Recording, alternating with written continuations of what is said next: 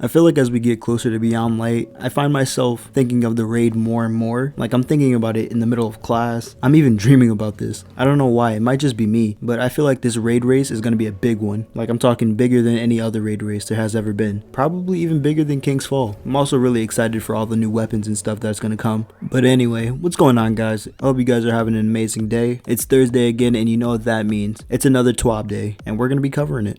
There's going to be a lot of info about the future raid race coming in Beyond Light, so let's just hop into it. But before we do, if you're new and you happen to enjoy the video, hit that like button, and if you want more, hit the subscribe button. I'd really appreciate it, and I'd love to have you as a part of my viewership. But without further ado, let's get started.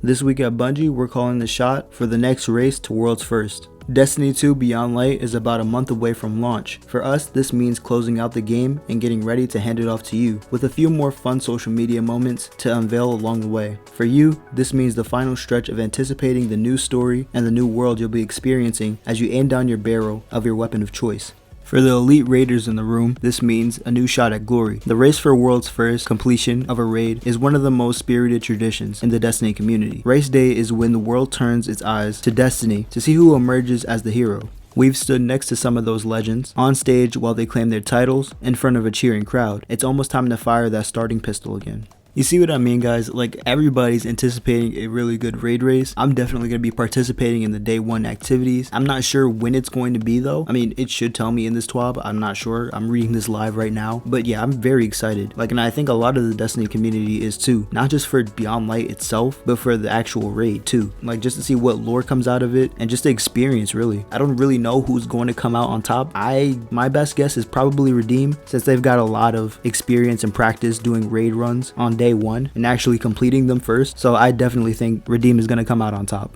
Oh, and wow, just as I say that, I don't know what the date is. The next raid race for World's First begins Saturday, November 21st at 10 a.m. Pacific. Okay, so 11 days after the launch, not too bad. That should give you plenty of time to get ready. We see you assembling your fire teams and conspiring how to power your way up to a competitive level. We hear you asking, when should you call in sick? Now you know, so get to finalizing your plans. Here's what else you'll need to know. Contest mode will cap all players at 20 power below each encounter for 24 hours. Artifact power will be disabled during the contest mode. 1230 power is your team's goal to be at the cap for all the encounters. Being above 1230 will not provide any additional advantage in the fight. Okay, because I was kind of thinking about that for a second there, whether or not contest mode was going to be a thing. I think that's going to be a thing continuously for the next raids following Beyond Light, just to make everything fair. And it's good that the artifact won't provide any advantage going into the fight. Also, I don't really know what the actual cap is for light level. It might be like 1230. It probably is 1230. I don't know. And that's like without the artifact, I'm assuming. So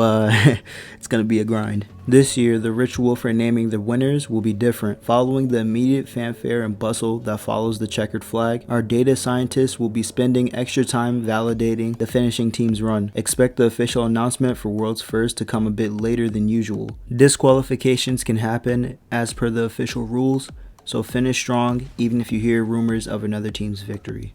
So I know me personally, I really don't even know about the rules that they were talking about, because usually I only do the raid like day 5 or something like that, sometime after day 1, but I'm always usually watching it anyways. An award ceremony will take place in the days following the raid. We'll crown the champions first, who return to orbit after the respectable effort. Once we validate a mission completion, we'll enter their names into history. Every member of the 6-player fire team who is certified as a world's first finisher will receive a title belt as their new reward. We'll unveil the new belt closer to the start of the race. Alright, so that's pretty interesting right there. I mean, it's just going to be a belt this time? I'm not seeing anything here about like a jacket or anything like that, because I know Dado got one last time for Garden of Salvation. He might have been the actual winner, like his math class group might have been the winners of that. But yeah, there's no coat or anything like that. No Letterman jacket, no leather jacket, I guess. I mean, it is what it is. A belt is a belt. Even if you don't win World's First honors, the earliest victors in the raid can claim some awesome rewards to let the world know you were among the first to fight. Everyone who has completed the raid in the first 24 hours while contest mode was active will receive this very special emblem. Now this right here,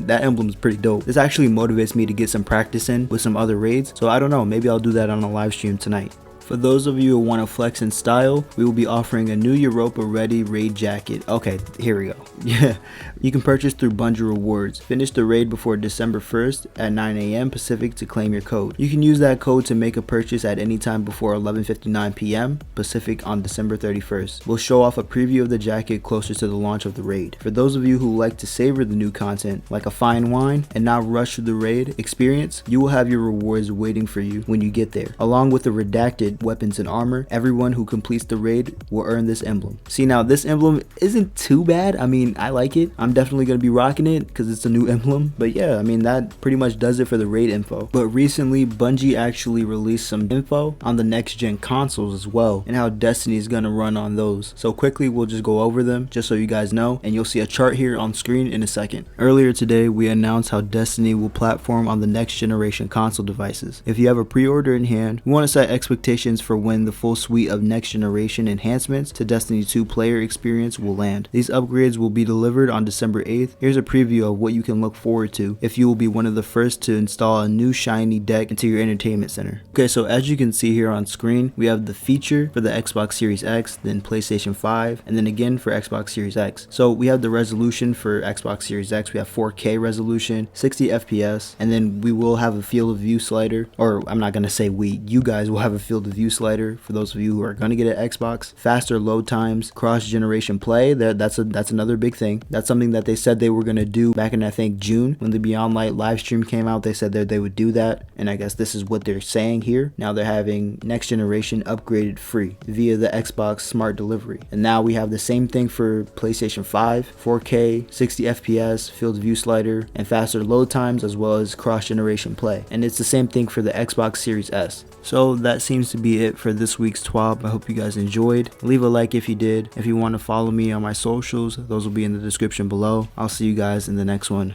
Peace.